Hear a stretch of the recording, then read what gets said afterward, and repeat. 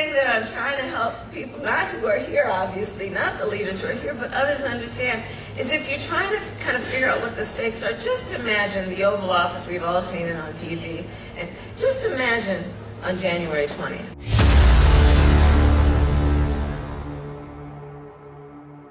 All right, we're on day 3 when it comes to the Trump hoax. Okay, there's a new one that they're trying to push in reference to his comments on Liz Cheney. We're going to take a look at that. Secondly, Kamala Harris does come out and respond, and she does what she always does, lies her way through the interview. And then number 3, there's a new scandal at the White House. Joe Biden, I guess, made his staff alter the comments he made about calling people garbage, which is a violation of the Presidential Records Act. So we're going to take a look at that and many more. Let's start with what actually Trump said at his event with Tucker Carlson last night in Arizona. Listen. And I don't blame him for sticking with his daughter, but his daughter is a very dumb individual, very dumb. She's a radical war hawk. Let's put her with a rifle standing there with 9 barrels shooting at her, okay? Let's see how she feels about it. You know, when the guns are trained on her face. You know, they're all war hawks when they're sitting in Washington in a nice building saying, oh, gee, let's send 10,000 troops right into the mouth of the enemy.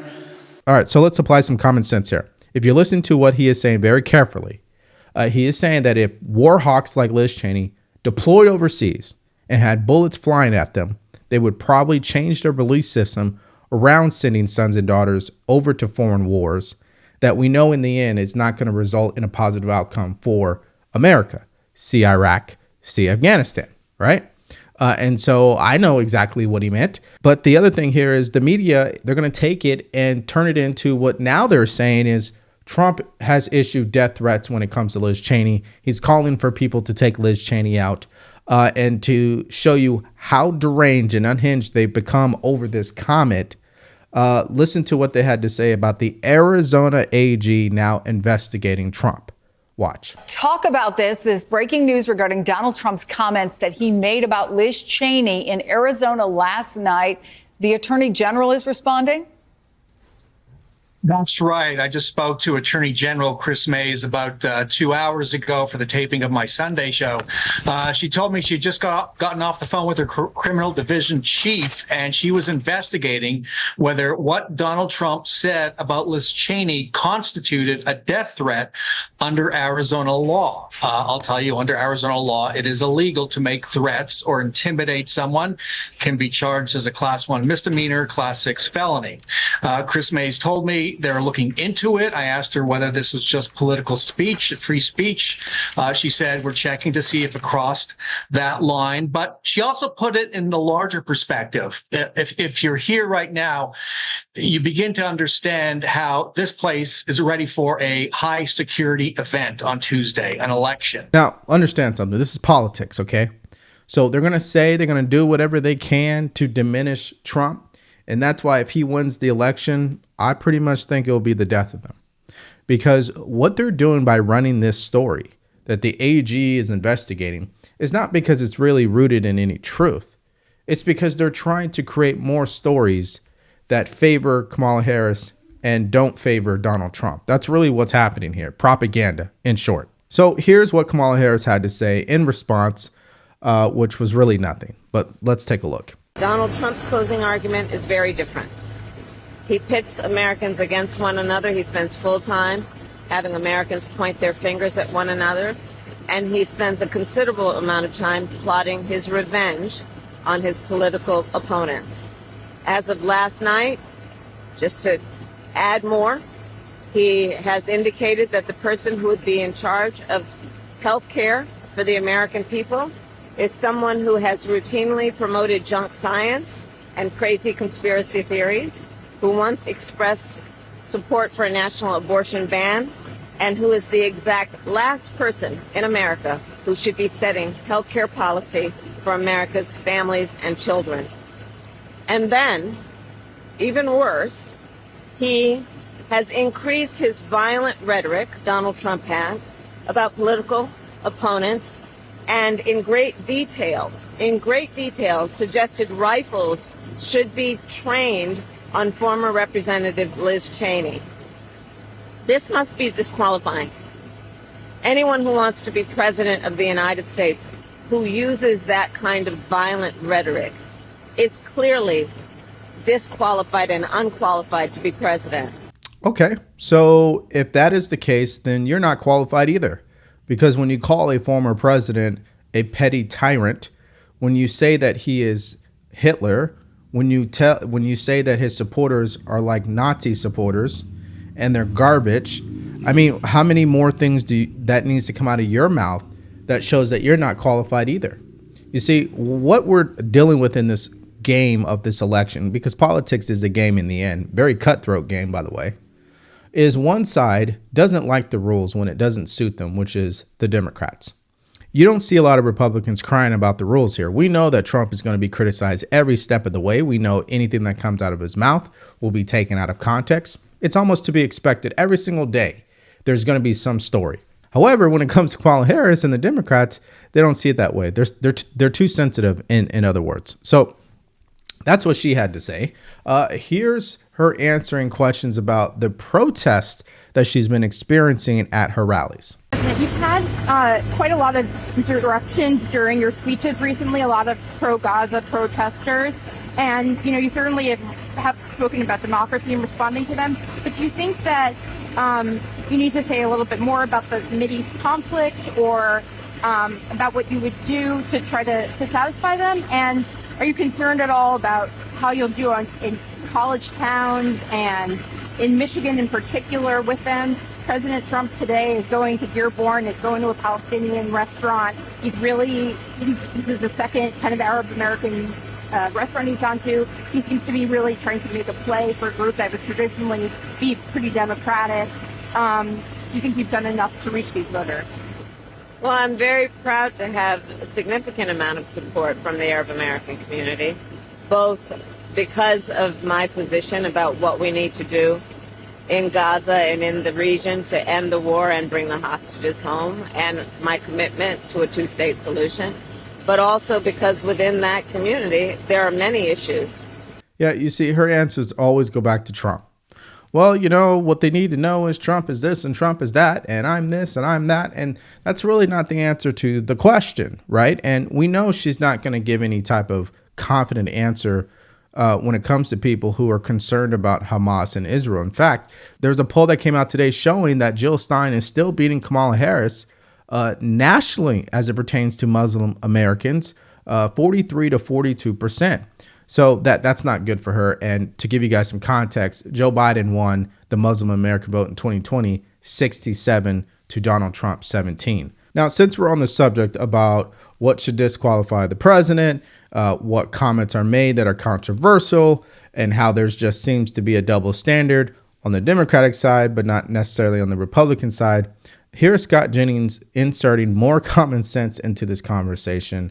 Watch how he responds when they're trying to excuse what Joe Biden and Mark Cuban said. This week marks a huge mistake for Donald Trump in a community within the Latino world that he desperately needs. Yeah, would you say that as far as surrogates go this week, it was a bigger problem for a comedian that most people have never heard of? Or was it a bigger problem for Joe Biden as a surrogate to call half the country garbage? Or even a bigger problem today for Mark Cuban to insult women voters who are thinking of voting Republican? Of those three surrogate issues, which would you say, Biden and Cuban, or this guy, I can't even remember his name? The one difference in that is the reaction to it. I see your point, Scott, and we obviously talked about Biden's remark here. We're going to talk about Mark Cuban's comment in a moment.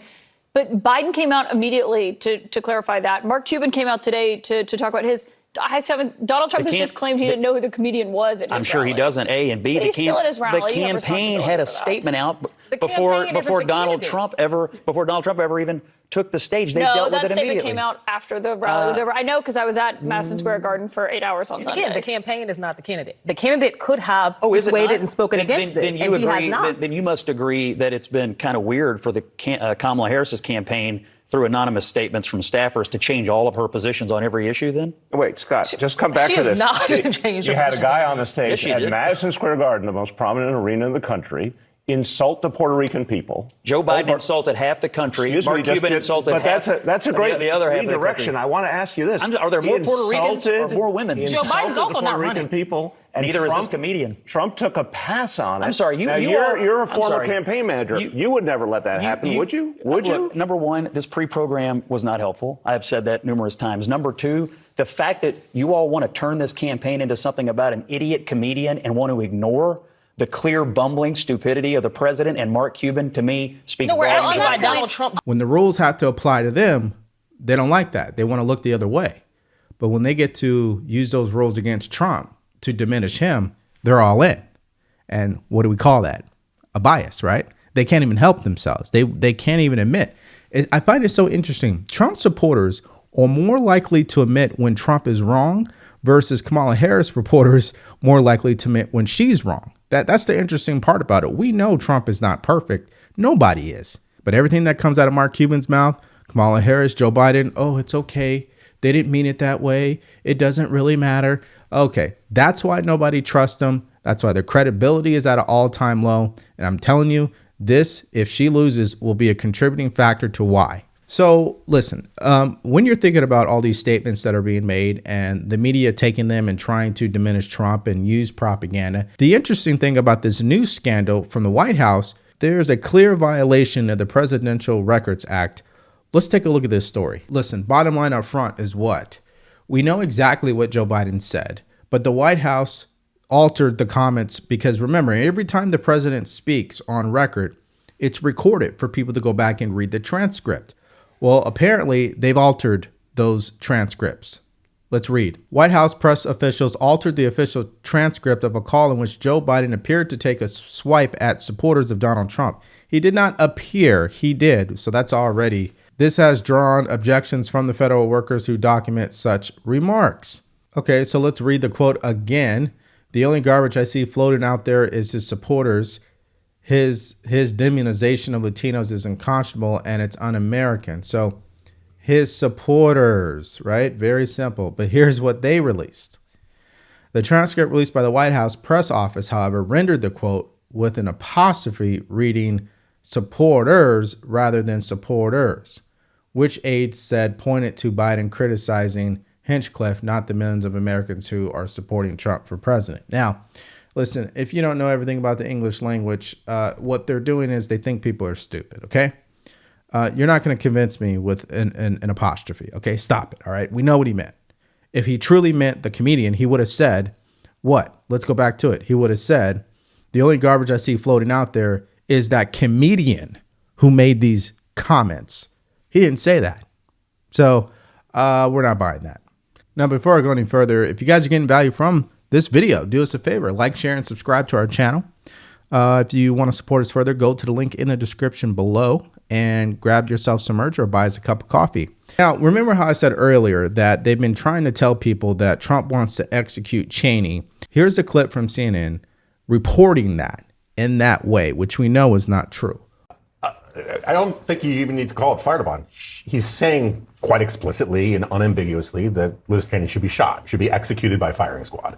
That is appalling. It is a small facet of the reasons why he's unfit for office, and the Republican Party has made a disastrous mistake renominating him. Okay, so obviously what he said was craziness. We know that's not what Trump meant.